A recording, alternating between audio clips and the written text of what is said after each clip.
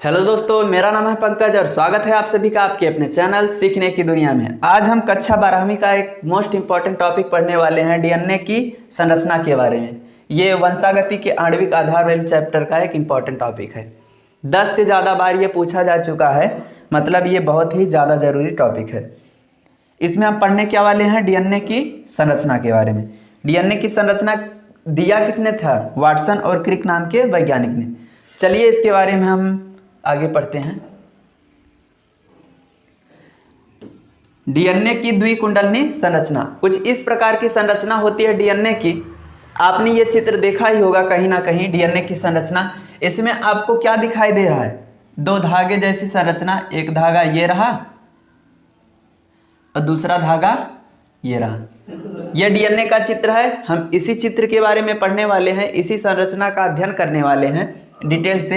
इस संरचना को दिया किसने था? दो वैज्ञानिक थे, एक का नाम था वाटसन और दूसरे का नाम था क्रिक। तो दो वैज्ञानिकों ने मिलकर इस संरचना का वर्णन किया था। हम इसी के बारे में पढ़ने वाले हैं। इससे संबंधित जो भी प्रश्न बनते हैं वो सब इसी वीडियो में आज हल हो जाएंगे। तो चलिए हम समझते हैं। डीएनए की संरचना समझने से पहले यहाँ हम कुछ जान लेते हैं, इसका परिचय। एक शब्द है न्यूक्लिक अम्ल। एक शब्द है न्यूक्लिक अम्ल। यह न्यूक्लिक अम्ल क्या होता है? कोई भी कोशिका है, कोशिका के अंदर पाया जाएगा केंद्रक।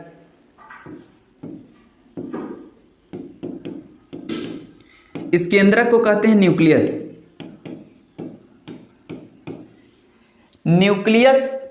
न्यूक्लियस शब्द से ही ये न्यूक्लिक शब्द बना लिया गया है और इसकी प्रकृति अम्लीय होती है। इसके अंदर जो पदार्थ पाया जाएगा उसकी प्रकृति अम्लीय होती है, इसीलिए उस पदार्थ का नाम न्यूक्लिक अम्ल रखा गया है। इसका मतलब क्या है कि कोशिका के केंद्रक में एक प्रकार का पदार्थ पाया जाएगा जो अम्लीय प्रकृति का होगा, उसे हम क्या कहेंगे? न्यूक्लिक अम्ल। अम्लीय प्रकृति का है इसलिए अम्ल शब्द ले लिए, और न्यूक्लियस के अंदर पाया गया है इसलिए न्यूक्लिक शब्द ले लिए। उसका नाम क्या रख दिया गया? न्यूक्लिक अम्ल। तो समझ गए, यहाँ कुछ संरचनाएं या कुछ पदार्थ पाई जाएंगी जिनके बारे में हम पढ़ने वाले हैं। अब इसके आगे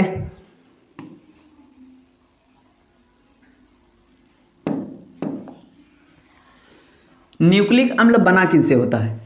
न्यूक्लिक अम्ल तीन चीज, न्यूक्लिक अम्ल की इकाई जो होगी उसे हम कहेंगे न्यूक्लियोटाइड।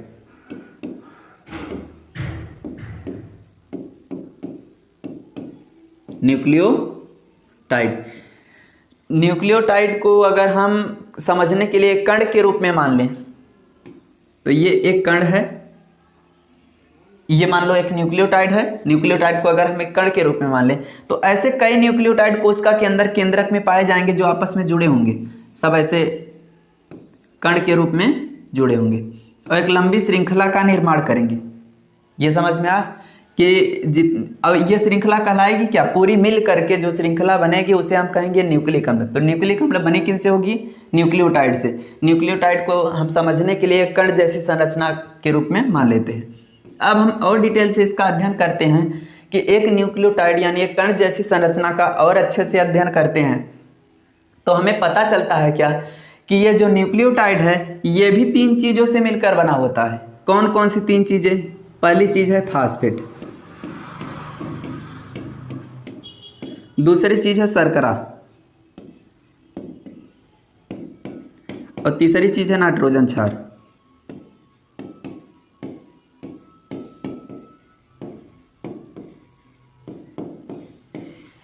इन तीन चीजों से मिलकर बना होता है न्यूक्लिक अम्ल। तो न्यूक्लिक अम्ल के अंदर क्या फास्फेट पाए जाएंगे, शर्करा पाई जाएगी, नाइट्रोजन क्षार पाए जाएंगे, तीनों ही पाए जाएंगे। ये तीनों मिल करके किसका निर्माण करेंगे? न्यूक्लियोटाइड का। और न्यूक्लियोटाइड, जितना भी न्यूक्लियोटाइड होगा सब जुड़कर किसका निर्माण करेगा? न्यूक्लिक अम्ल का। अब न्यूक्लिक अम्ल के ही दो प्रकार हैं। न्यूक्लिक अम्ल के दो प्रकार, इधर हमने पढ़ा कि न्यूक्लिक अम्ल बना किनसे होता है? न्यूक्लिक अम्ल बना होगा न्यूक्लियोटाइड से। न्यूक्लियोटाइड किनसे बना होगा? फास्फेट, शर्करा और नाइट्रोजन क्षार से। इनके बारे में भी हम और अच्छे से पढ़ेंगे, फास्फेट, शर्करा, नाइट्रोजन क्षार कौन सा पाया जाएगा। और इधर क्या लिख रहे हैं कि न्यूक्लिक अम्ल कितने प्रकार का होता है? दो प्रकार का। पहला प्रकार इसका क्या है? डीएनए। और दूसरा प्रकार क्या है? आरएनए। तो इन दोनों का हम परिचय जानेंगे, डीएनए क्या है और आरएनए का है क्या है, एक दो पॉइंट परिचय जानेंगे। उसके बाद हम डीएनए की संरचना के बारे में अच्छे से पढ़ेंगे। आरएनए के बारे में हम यहाँ डिटेल नहीं पढ़ेंगे, केवल परिचय पढ़ेंगे। इनमें कुछ नॉर्मल एक दो अंतर देखेंगे डीएनए और आरएनए में, बाकी हम डीएनए की संरचना इस टॉपिक में पढ़ने वाले हैं। तो ये अगर हम आपसे पूछा जाए कि डीएनए के अंदर क्या नाइट्रोजन क्षार पाए जाएंगे, पाए जाएंगे, क्योंकि ये न्यूक्लिक अम्ल का ही प्रकार है डीएनए। और न्यूक्लिक अम्ल जो होते हैं इन तीनों चीज़ों से मिलकर बने होते हैं। न्यूक्लिक अम्ल न्यूक्लियोटाइड से बने होंगे, न्यूक्लियोटाइड इन तीनों चीज़ों से, मतलब न्यूक्लिक अम्ल इन सब से बने हैं। तो डीएनए के अंदर भी ये तीनों चीज़ें पाई जाएंगी, आरएनए के अंदर भी ये तीनों चीज़ें पाई जाएंगी। लेकिन डीएनए के अंदर जो ये चीज़ें पाई जाएंगी वो कुछ अलग प्रकार की होंगी, आरएनए के अंदर जो ये चीज़ें पाई जाएंगी कुछ अलग प्रकार की होंगी। तभी तो इनके बीच में हम कुछ अंतर बता सकते हैं कि ये डीएनए है, ये आरएनए है। इसका मतलब इनमें क्या क्या अंतर होता है हमें ये भी जानना पड़ेगा। तो चलिए, ये आप समझ गए होंगे कि डीएनए और आरएनए दो प्रकार के होते हैं। डीएनए में भी ये तीनों चीज़ें पाई जाएंगी और आरएनए में भी ये तीनों चीज़ें पाई जाएंगी। अब हम इसके आगे पढ़ते हैं।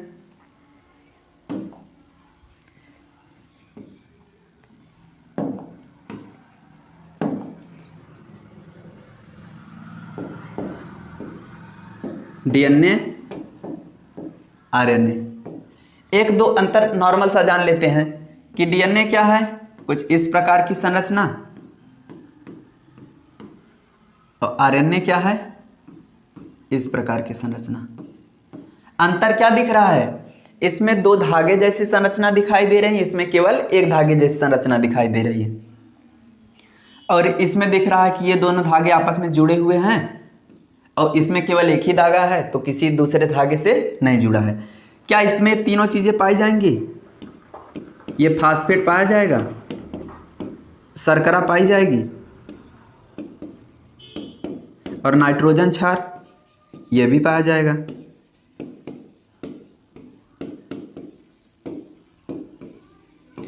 तो ये तीनों चीजें इसके अंदर भी पाई जाएंगी, इसके अंदर भी पाई जाएंगी। ये पाया कहाँ जाएगा? अभी हमने बताया कि न्यूक्लिक अम्ल पाया है कहाँ जाता है, कोशिका के अंदर, केंद्रक में। तो केंद्रक के अंदर ही पाया जाएगा। तो उसी की संरचना के बाद जो भी हम यहाँ पॉइंट पढ़ेंगे सब वहीं पर है, जो भी पदार्थ यहाँ पर नाम आएंगे। फास्फेट, डीएनए में कौन सा फास्फेट पाया जाएगा, आरएनए में कौन सा फास्फेट पाया जाएगा? ये फास्फेट दोनों में ही समान होगा, मतलब डीएनए में भी और आरएनए में, दोनों में फास्फेट का नाम वही होगा, फास्फेट वही होगा, इसमें कोई अंतर नहीं होगा। कौन सा फास्फेट है, उसका नाम क्या है? फास्फोरिक अम्ल।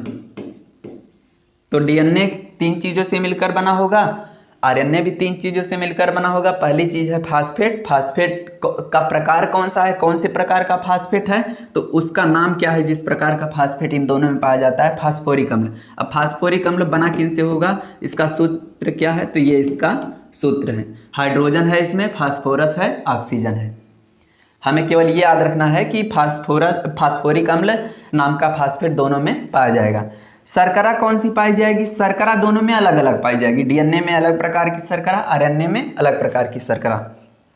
कौन सी शर्करा पाई जाएगी डीएनए में? तो डीएनए में नाम के आधार पर इसका नाम रख दिया गया है। जैसे डीएनए का पूरा नाम क्या है, यहां पर लिख दे रहे हैं। डीएनए का पूरा नाम है D oxy ribo nucleic acid, और आरएनए का पूरा नाम है ribo nucleic acid. Ribo nucleic acid, इसी का पूरा नाम है डीऑक्सी राइबो न्यूक्लिक एसिड। ये डीएनए का पूरा नाम है। तो इसमें कुछ अंतर होता है, ये डीएनए का नाम है पूरा और ये आरएनए का फुल फॉर्म है। इन्हीं के नाम के आधार पर शर्करा का नाम भी रख दिया गया है। इसमें जो डीएनए के अंदर जो शर्करा पाई जाएगी उस शर्करा का नाम रखा जाएगा डीऑक्सी राइबोज। डीएनए के अंदर जो शर्करा पाई जाएगी उस शर्करा का नाम है डीऑक्सी राइबोज शर्करा। और आरएनए के अंदर जो शर्करा, ये डीएनए के नाम के आधार पर रखा गया, राइबो था उसलिए राइबोज शब्द लिख लिया गया। डीऑक्सी राइबो था, इसमें डीऑक्सी राइबोज लिख लिया गया। इसमें राइबो है तो आरएनए के अंदर जो शर्करा पाई जाएगी उसका नाम रख लिया जाएगा राइबोज शर्करा। ये समझ में आया कि डीएनए के अंदर अलग प्रकार की शर्करा, आरएनए के अंदर अलग प्रकार की शर्करा पाई जाती है। इसमें भी होता क्या है, शर्करा, कार्बन, हाइड्रोजन, यही सब चीजें पाई जाएंगी।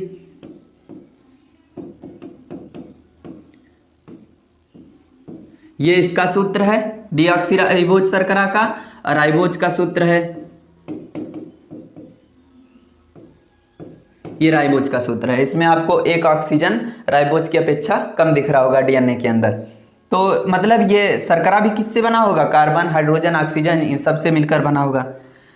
तो ये समझ में आ गया, फास्फोरिक अम्ल दोनों में या फास्फेट दोनों में समान रहेगा, शर्करा में अंतर रहेगा, शर्करा का नाम अलग अलग है। अब नाइट्रोजन क्षार कौन सा होगा, नाइट्रोजन क्षार के दो प्रकार होते हैं। कौन कौन से दो प्रकार होते हैं? नाइट्रोजन क्षार का पहला प्रकार होता है प्यूरिन, और दूसरा नाइट्रोजन क्षार का प्रकार होता है पिरिमिडीन। अब प्यूरिन के भी दो प्रकार होते हैं। कौन कौन से? एडिनिन और दूसरा है ग्वानिन। इसे हम शॉर्टकट में, एडिनिन को शॉर्टकट में केवल ए लिखेंगे और ग्वानिन को शॉर्टकट में केवल जी लिखेंगे। पिरिमिडीन शर्करा के भी दो प्रकार, पिरिमिडीन शर्करा के कुल मिलाकर 3 प्रकार हैं, एक के अंदर केवल 2 पाया जाएगा। कौन कौन सा 3 प्रकार है पिरिमिडीन का? साइटोसिन, थायमिन और यूरेसिल। ये 3 प्रकार हैं। इन्हें शॉर्टकट में हम साइटोसिन को सी लिखेंगे, थायमिन को टी लिखेंगे, यूरेसिल को यू लिखेंगे। इनका हम शॉर्ट फॉर्म यूज करेंगे। तो ये समझ में आया कि नाइट्रोजन क्षार के कितने प्रकार हैं? 2 प्रकार, प्यूरिन और पिरिमिडीन। प्यूरिन के कितने प्रकार हैं? 2 प्रकार, एडेनिन, ग्वानिन। पिरिमिडीन के 3 प्रकार, साइटोसिन, थायमिन और यूरेसिल। तो इसमें से कौन कौन सा डीएनए के अंदर पाया जाएगा, कौन कौन सा आरएनए के अंदर पाया जाएगा? अगर इनकी संरचना की बात करें, इनमें भी कौन सा पदार्थ पाया जाएगा, तो इसमें भी नाइट्रोजन पाया जाएगा और कार्बन पाया जाएगा। नाइट्रोजन और कार्बन से बने होंगे। ये कार्बन हाइड्रोजन ऑक्सीजन से बना है, ये हाइड्रोजन फास्फोरस ऑक्सीजन से बना है। तो आप समझ गए होंगे कि डीएनए के अंदर कौन कौन से पदार्थ पाए जाते हैं। अब डीएनए में ये इनमें से कौन सा प्रकार पाया जाएगा, तो डीएनए के अंदर ये पाया जाएगा, एडेनिन पाया जाएगा, ग्वानिन पाया जाएगा और साइटोसिन पाया जाएगा, ये वाला, और ये थायमिन, ये पाया जाएगा। तो डीएनए के अंदर ये चारों पाए जाएंगे, एडेनिन, ग्वानिन, साइटोसिन, थायमिन। जबकि आरएनए के अंदर क्या पाया जाएगा? आरएनए के अंदर ये तीनों तो पाए जाएंगे, एडेनिन पाया जाएगा, ग्वानिन भी पाया जाएगा, साइटोसिन भी पाया जाएगा, लेकिन उसमें क्या पाया जाएगा? यूरेसिल। उसमें थायमिन, आरएनए के अंदर थायमिन नहीं रहेगा, उसमें थायमिन के स्थान पर क्या रहेगा? यूरेसिल। तो ये समझ गए इसमें क्या क्या पाया जाएगा? Adenine, guanine, cytosine, uracil. इसमें एडेनिन, ग्वानिन, साइटोसिन और थायमिन, ये 4 चीजें पाई जाएंगी। नॉर्मल सा अंतर है। अब हम पढ़ने क्या वाले हैं? डीएनए की संरचना के बारे में। तो डीएनए में क्या पाया जाएगा? Adenine, guanine, cytosine, thymine. शर्करा कौन सी पाई जाएगी? डीऑक्सीराइबोज। फास्फेट कौन सा पाया जाएगा? फास्फोरिक अम्ल। चलिए अब इसके आगे हम डीएनए की संरचना के बारे में पढ़ते हैं कि इन्हें हम अलग अलग रूपों में दर्शाते हैं।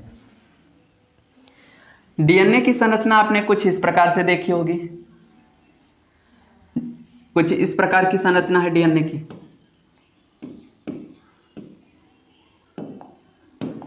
जबकि हमने कहा कि ये 3 चीजों से मिलकर बना होगा, फास्फेट, शर्करा, नाइट्रोजन क्षार। तो ये फास्फेट, शर्करा, नाइट्रोजन क्षार पाए कहाँ जाएंगे? फास्फेट को हम शॉर्टकट में केवल पी से लिख देते हैं। यहाँ पी का मतलब ये नहीं है कि फास्फोरस, पी मतलब फास्फेट। यहाँ फास्फेट को शॉर्टकट में लिख रहे हैं। फास्फेट से जुड़ा होगा शर्करा, शर्करा से जुड़ा होगा नाइट्रोजन क्षार। नाइट्रोजन क्षार डीएनए में कौन कौन सा पाया जाएगा? एडेनिन, ग्वानिन, साइटोसिन, थायमिन, ये 4 नाइट्रोजन क्षार पाए जाएंगे। तो ठीक इसी प्रकार की संरचना होगी फास्फेट, शर्करा और नाइट्रोजन क्षार। इसे हम थोड़ा और इधर लिख लेते हैं।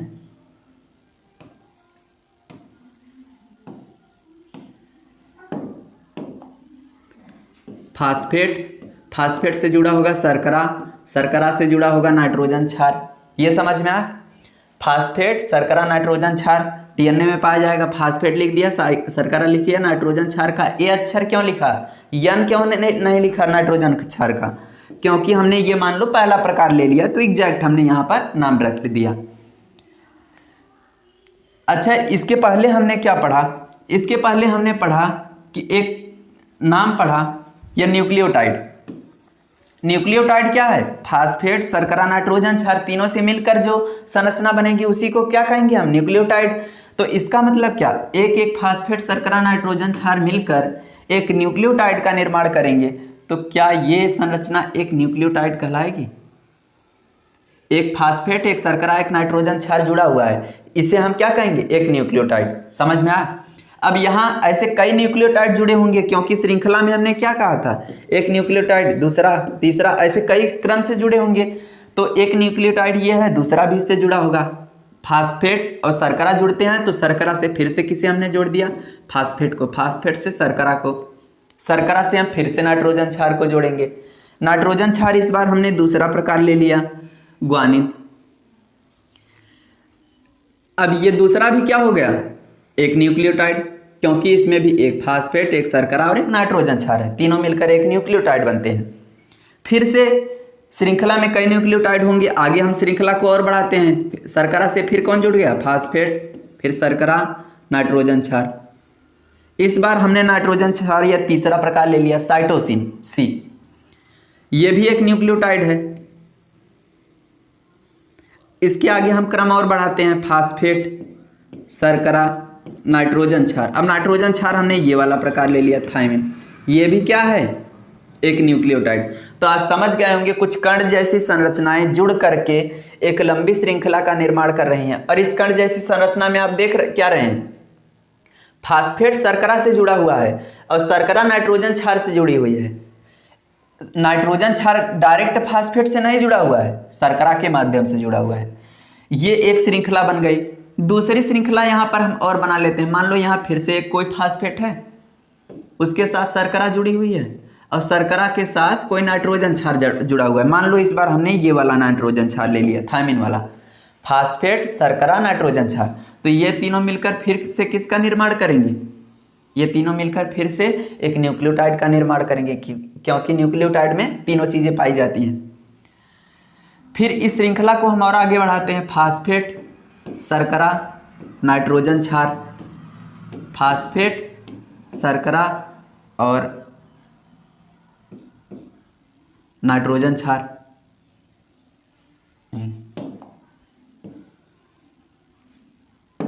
नाइट्रोजन क्षार का ये वाला प्रकार रहेगा, ग्वानिन। फिर श्रृंखला को आगे बढ़ाते हैं, फास्फेट, शर्करा और नाइट्रोजन क्षार। तो यहाँ आप देख रहे होंगे कि जिस प्रकार हमने इस क्रम में नाइट्रोजन क्षार के अलग अलग रूप लिए थे, यहाँ भी हमने नाइट्रोजन क्षार के अलग अलग रूप लिए। जैसे इसमें ये क्या है? एक न्यूक्लियोटाइड। ऐसे ये क्या है? एक न्यूक्लियोटाइड, दूसरा न्यूक्लियोटाइड। इसमें ये भी क्या है? एक न्यूक्लियोटाइड। तो यहाँ पर आप देख रहे होंगे कई न्यूक्लियोटाइड हैं जो श्रृंखला में जुड़े हुए हैं, एक अलग क्रम में, एक अलग क्रम में। अब ये दोनों न्यूक्लियोटाइड आपस में जुड़े होते हैं। आपस में जुड़े होंगे किस प्रकार से? एडेनिन किससे जुड़ा होगा? थायमिन से।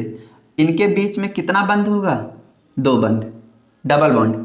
ग्वानिन साइटोसिन से जुड़ा होगा, इनके बीच में होगा 3 बॉन्ड। साइटोसिन फिर से ग्वानिन आ गया, जैसे यहाँ ग्वानिन साइटोसिन था, साइटोसिन ग्वानिन आ गया, इनके बीच में फिर से कितना बंध? 3 बंध।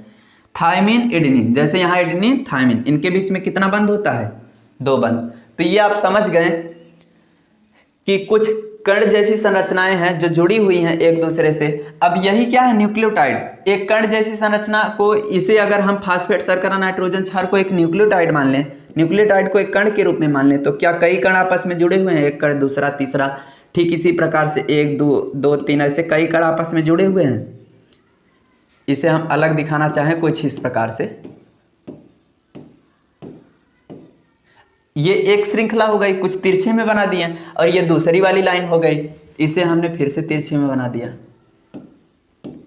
अब इन दोनों लाइनों को मिला दिया, क्या एक इस प्रकार की संरचना बनी, यक्ष की आकृति की। अब ये कई बार ऐसे घूमती हुई चली जाएगी और किसका निर्माण कर देगी, डीएनए का। ये एक संरचना ऐसे कई बार घूमती हुई चली जाएगी, ये क्या बन जाएगी, डीएनए। ये बना किससे है, कुछ कण जैसी संरचनाओं से। इसी को आकार के हिसाब से अलग अलग आकृति दिया गया है। फास्फेट को ये आकृति दी गई है, शर्करा को यह आकृति दी गई है, नाइट्रोजन क्षार को यह आकृति दी गई है, और ये सभी आपस में जुड़े हुए हैं। किस प्रकार जुड़े दिखाई दे रहे हैं, यहाँ पर देखो, ये क्या है, फास्फेट। इस इधर किनारे पर जितने भी दिखाई दे रहे हैं गोलाकार आकृति की संरचना, ये सब क्या है, फास्फेट। ये जितना पंचकोणीय आकृति की संरचना दिखाई दे रही है, ये सब क्या है, शर्करा। इधर भी फास्फेट शर्करा है, इधर भी फास्फेट शर्करा है। अब इससे कौन, शर्करा से कौन जुड़ा होता है, नाइट्रोजन क्षार। यहाँ शर्करा से कौन जुड़ा है, नाइट्रोजन क्षार। इस आकृति को नाइट्रोजन क्षार मान लिया गया है। नाइट्रोजन क्षार के 4 प्रकार दिए गए हैं, 4 अलग अलग कलर में, 1 2 3 4, 4 अलग अलग रंग दिखाए गए हैं 4 प्रकार के नाइट्रोजन क्षारों का, एडेनिन, थायमिन, ग्वानिन, साइटोसिन का। अब इसमें देखो, जैसे इसके बीच में आपको 2 बंध दिखाई दे रहा होगा, तो ये किसे दर्शा रहा है, एडेनिन और थायमिन को। इसके बीच में 3 बंध दिख रहा होगा इनके बीच में, तो ये किसे दिखा रहा है, ग्वानिन और साइटोसिन का। तो ये क्या है, डीएनए की संरचना है। अगर हम इसी संरचना को इसे, अगर यहाँ एक पट्टी बनाकर इसे कण के रूप में माने, जैसे ये जो संरचना है, इन संरचनाओं को हम अगर अंदर व्यवस्थित करके इसके बाहर एक पट्टी जैसी संरचना बना दें, एक चौड़ा आवरण बना दें, तो कुछ इस प्रकार की संरचना बन जाएगी। लाइन खींचकर अलग अलग पार्ट में डिवाइड कर दें, कुछ इस प्रकार, इसी को तिरछा बना दिया गया है यहाँ, इस प्रकार की संरचना बन जाएगी। ये 4 प्रकार के रंग क्या हैं, ये नाइट्रोजन क्षारीय हैं, और किनारे पर ये उसी प्रकार की संरचना, मतलब इसमें क्या पाए जाएंगे, फास्फेट शर्करा, फास्फेट शर्करा, अलग अलग प्रकार के कण, ये दोनों प्रकार के पूरी श्रृंखला का निर्माण करेंगे, फास्फेट और शर्करा। तो ये जो पट्टी किनारे पर दिख रही है, इस पट्टी में क्या पाए जाएंगे, फास्फेट शर्करा। इन्हें जोड़ने का कार्य कौन कर रहा है, नाइट्रोजन क्षार। तो ये समझ गए। अब इसी को कुंडलित रूप में, मतलब मोड़ दिया जाता है, कुछ इस प्रकार से घुमा दिया जाता है, तो ये क्या बन जाता है, डीएनए। डीएनए ही है, तिरछे में बनाया गया है। तो डीएनए क्या है, इन्हीं सभी चीजों से मिलकर बनी एक संरचना है। तो यहाँ तक हम समझ गए। इनके आगे हम और भी कुछ देखना चाहें, दूसरे चित्र के माध्यम से देख सकते हैं। यहाँ ये डीएनए है, डीएनए के इसी पार्ट, डीएनए को समझने के लिए सीधा कर दिया गया। ये जो डीएनए के दोनों धागे होते हैं, एक ये वाला धागा और एक ये वाला धागा, इन दोनों धागों को खींचकर एक सीधा कर दिया गया। ये मुड़े हुए थे धागे, सीधा करके एक सीढ़ी जैसी आकृति बना ली गई, और सीढ़ी जैसी आकृति में देखा गया, सीढ़ी जैसी आकृति के इतने छोटे क्रम का अध्ययन किया गया। इसे और अच्छे से जूम करके देखा गया तो क्या दिखाई दे रहा है, इसी डब्बे को यहाँ पर बनाया गया है। इसमें क्या दिख रहा है, फास्फेट शर्करा और नाइट्रोजन क्षार। नाइट्रोजन क्षार के कोई भी प्रकार यहाँ पर हो सकते हैं। तो ये संरचना आप देख रहे होंगे, नाइट्रोजन क्षार जो भी है, फास्फेट शर्करा नाइट्रोजन क्षार सभी क्रम में जुड़े हैं। इस संरचना के माध्यम से हमने डीएनए का कुछ अध्ययन किया। और इसके आगे हम देखना चाहें और अच्छे से, तो यहाँ देख सकते हैं डीएनए की संरचना। इसमें ये क्या है, ये पूरा डीएनए की संरचना है। इसमें एक कण जैसी संरचना क्या दिख रही है, फास्फेट, फास्फेट समूह। फास्फेट से कौन जुड़ा हुआ है, ये दूसरा वाला, ये क्या है, शर्करा। इसमें ये क्या है, शर्करा। ये सब क्या है, शर्करा है। और शर्करा किससे जुड़ी हुई है, नाइट्रोजन क्षार से। यहाँ देखो, नाइट्रोजन क्षार, नाइट्रोजन क्षार, नाइट्रोजन क्षार, नाइट्रोजन क्षार। नाइट्रोजन क्षार को एक अलग अलग आकृति के रूप में दर्शाया गया है। एडेनिन, थायमिन, ग्वानिन, साइटोसिन सभी की एक अलग अलग आकृति दिखाई गई है। इस चित्र में आप देख क्या रहे होंगे कि जो हम डीएनए का धागा बनाते हैं, इस धागे के अंदर क्या क्या होगा, फास्फेट और शर्करा। धागे के किनारे पर क्या होगा, यहाँ पर नाइट्रोजन क्षार। तो समझ गए होंगे, तीनों चीजें मिलकर किसका निर्माण करेंगी, डीएनए का। तो डीएनए की संरचना में हमने इतनी चीजें जान ली। अब इसके अलावा कुछ और चीजें जानते हैं।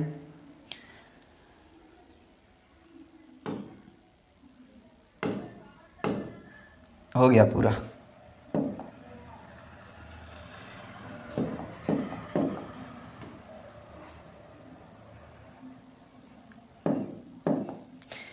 डीएनए की संरचना से संबंधित हमने ये जान लिया। अब हम पढ़ते हैं डीएनए के बारे में कुछ और इम्पोर्टेंट फैक्ट। ये है डीएनए।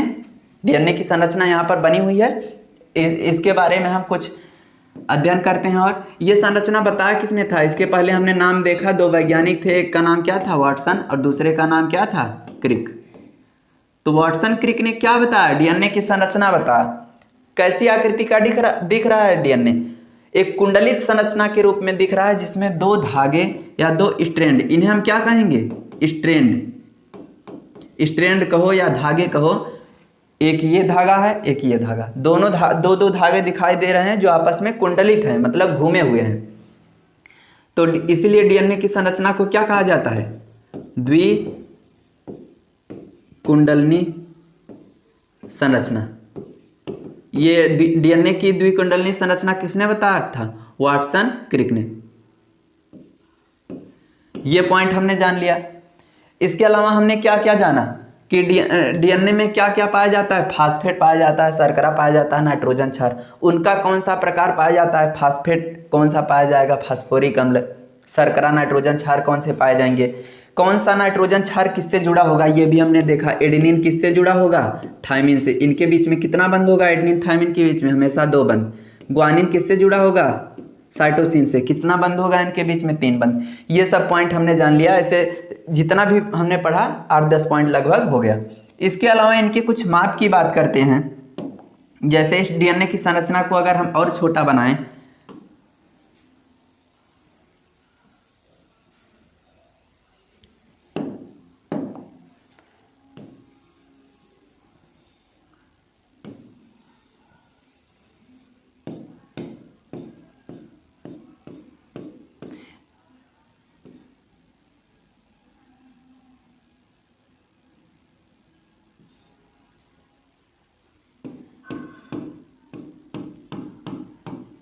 ये डीएनए की संरचना है। क्या क्या पाए जाते हैं इसमें हमने जान लिया। अब इसका हम डीएनए की लंबाई तो इतनी दिखाई दे रही है, लेकिन वास्तव में डीएनए की लंबाई कितनी है? डीएनए बहुत लंबा है। वो पाया जाएगा लगभग 2.2 मीटर। एक कोशिका के अंदर लगभग इतना लंबा डीएनए पाया जाएगा।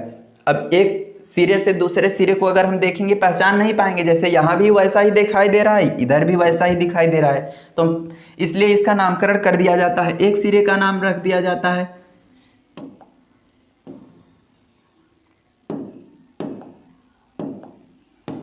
यहाँ पर एक सिरे का नाम रख दिया गया है 5' और इसके सामने को कहेंगे प्रति समांतर। जो इसका प्रति समांतर सिरा है, इसके सामने उसका नाम रख दिया जाएगा 3'।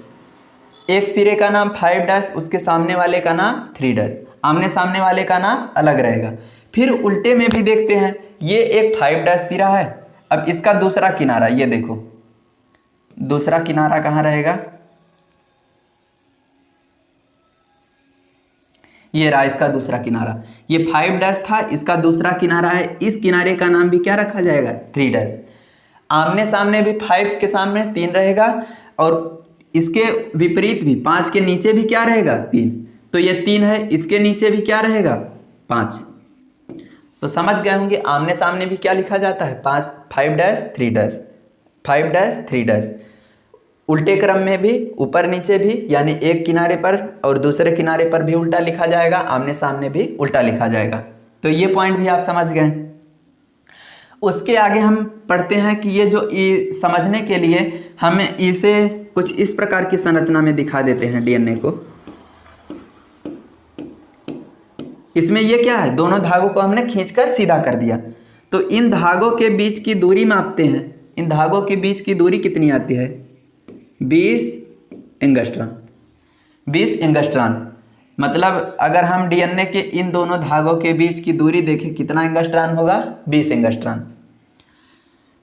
अच्छा, ये जो बीच में कुछ इस प्रकार का लाइन दिख रहा है, ये लाइन क्या दर्शा रहा है? नाइट्रोजनी क्षारकों के जोड़े को। ये क्या है? नाइट्रोजनी क्षारक। Thymine, cytosine, adenine, guanine, thymine, cytosine, यही सब तो हैं, क्रम से जुड़े हुए हैं। दो एडेनिन से थायमिन जुड़ा हुआ है और ग्वानिन से साइटोसिन जुड़ा हुआ है, यही सब जुड़े हुए हैं, नाइट्रोजनी क्षारकों के जोड़े हैं। इसी को हमने यहाँ एक धागे के रूप में दर्शाया है। तो एक नाइट्रोजनी क्षार का जोड़ा यहाँ है, दूसरे नाइट्रोजनी क्षार का जोड़ा यहाँ है, इनके बीच की दूरी कितनी होगी?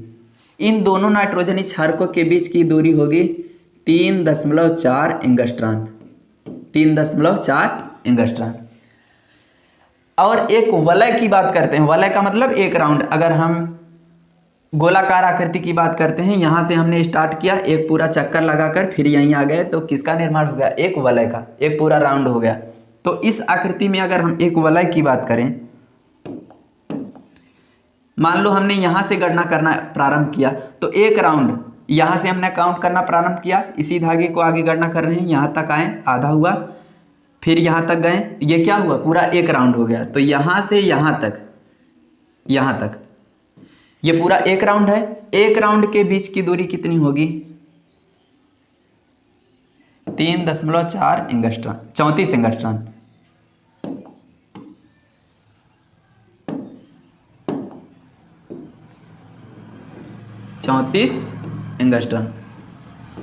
यहां पर हमने क्या पढ़ा? 3.4 एंगस्ट्रॉन क्या था? दो नाइट्रोजनी क्षारकों के बीच की दूरी। और यहाँ पर 34 एंगस्ट्रॉन क्या है? पूरा एक राउंड के बीच की दूरी, एक वलय के बीच की दूरी। जैसे इसमें देखें, हम एक राउंड यहाँ से प्रारंभ करेंगे, यहाँ तक नहीं, पूरा एक राउंड यहाँ तक कंप्लीट हो जाएगा। यहाँ से यहाँ तक के बीच की दूरी कितनी होगी? 34 एंगस्ट्रॉन। और यहाँ पर देख रहे हैं 3.4 एंगस्ट्रॉन। इसका मतलब क्या? एक वलय के अंदर कितने नाइट्रोजनी क्षार के जोड़े पाए जाते होंगे? 10। तभी तो 3.4 में 10 का ही गुणा करने पर 34 आया। ये कम ज़्यादा काउंट करने पर हो गया होगा 10, 12, 14, लेकिन वास्तव में रियल में हम डीएनए की संरचना देखें तो एक वलय में, एक राउंड में केवल 10 ही नाइट्रोजन क्षार के जोड़े पाए जाएंगे। तो डीएनए की ये पूरी संरचना थी जिसे हमने पढ़ लिया। उम्मीद है आपको समझ में आया होगा। धन्यवाद।